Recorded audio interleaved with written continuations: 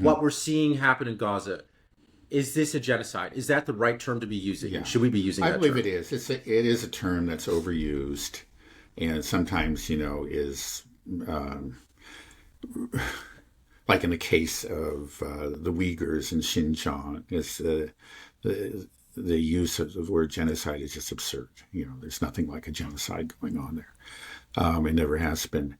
But in the case of Gaza, I think it is justified. And again, I think that like that ICJ ruling was actually very careful and well founded. And they said there was, I can't remember the exact words that they used, but that there is like ample reason to believe that genocide is being conducted in Gaza. And what you look at, of course, is the actual deaths, the nature of the number of deaths. And well, the kind of war that's being conducted, is it a war that's being fought against an army, with occasional collateral damage, occasional civilian deaths? Or is it a war that's actually being directed against civilians? And more than just civilians, but infrastructure that is essential to the lives of these civilians, like hospitals, water supply, that kind of thing. And what you look at is that this is a war that is being directed against the population, the civilian population of Gaza. It almost seems like Hamas is incidental. It's because Hamas is generally underground. Hamas is hard to get, but it's easy to kill women and children and old men and doctors in hospitals. And that's what they've been doing. It seems like a really outrageous claim, but it's amply supported. We have thousands and thousands and thousands of videos, and we've all seen some of them, and they're really horrifying. And then the testimony of doctors.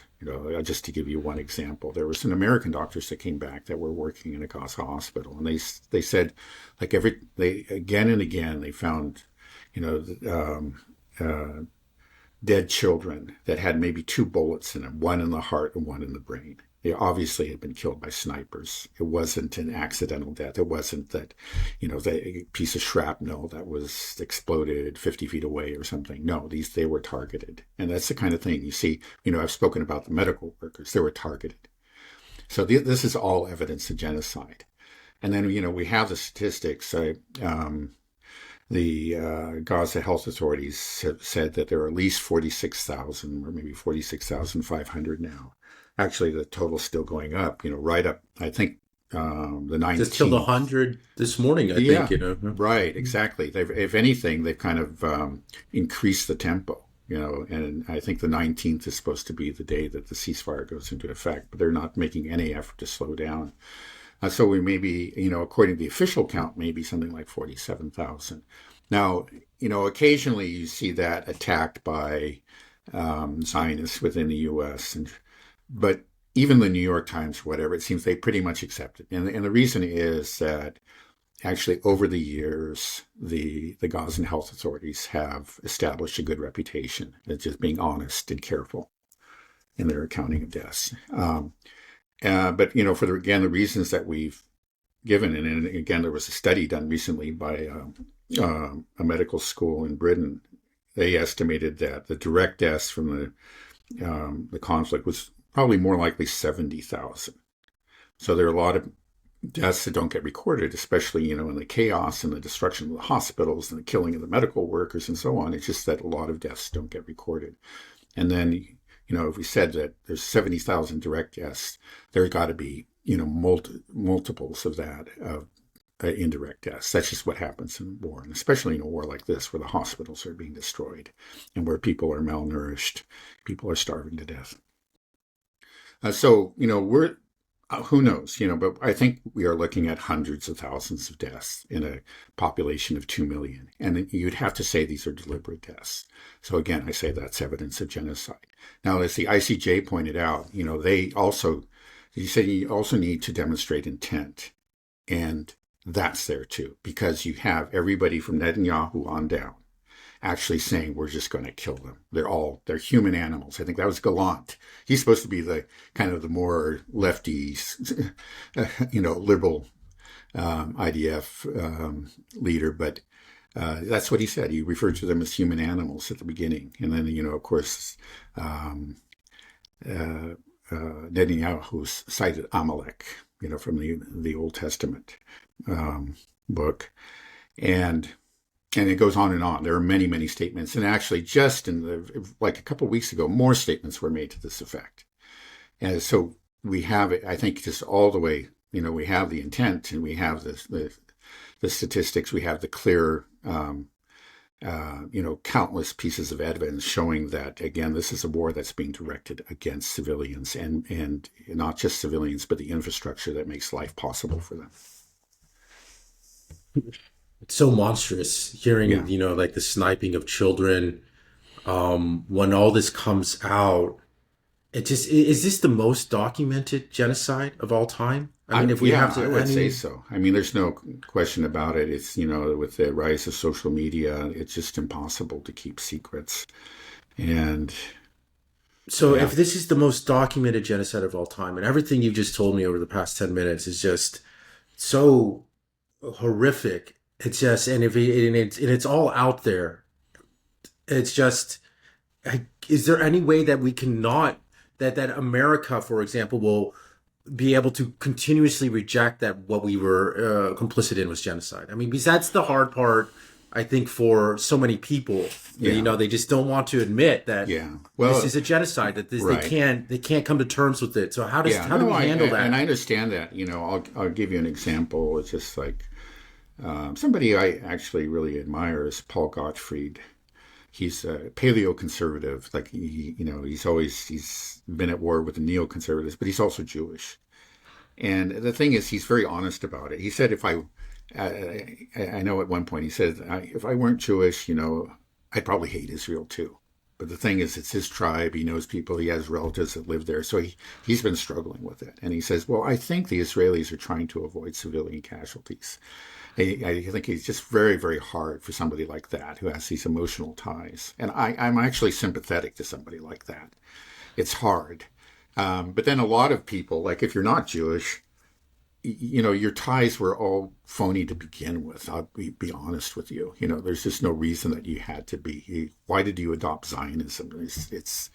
I think it's just a chance. In many cases, I think it gives people some kind of vicarious pleasure. They feel like they want to be associated with a conquering army. So, anyway, that's we could go way down that path, and we don't need to. Anyway, what were we talking about? I'm just kind of grappling with the fact that this.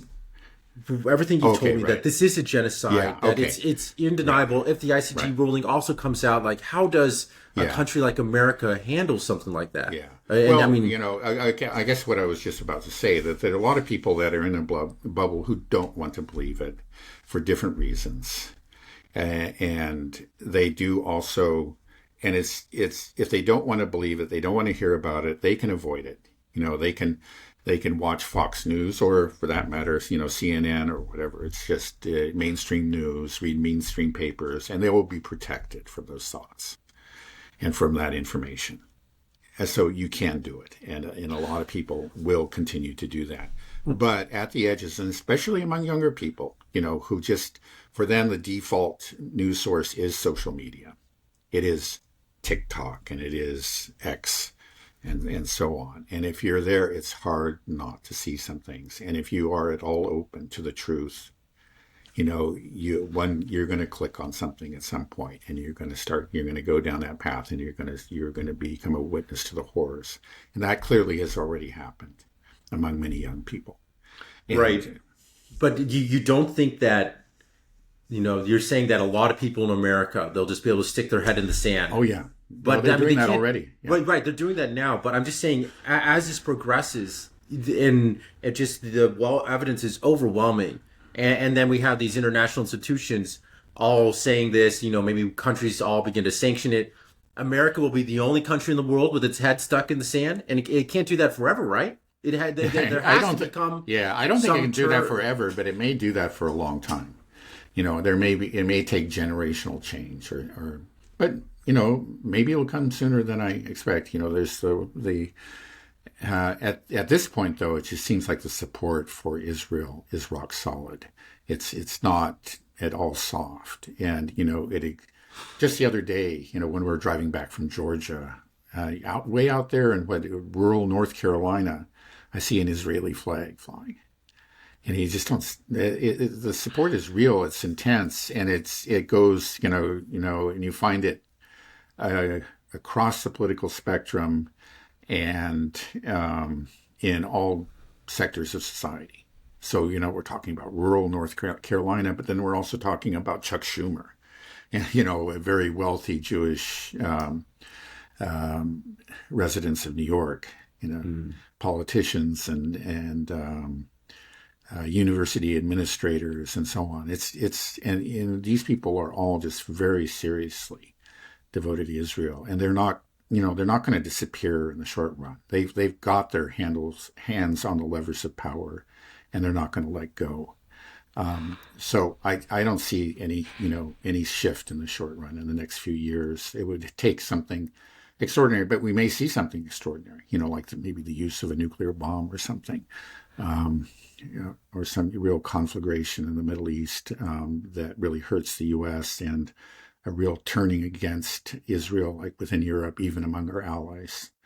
At this point, again, support in the U.S., I would say Britain and Germany, in those countries those are really the main supporters of Israel.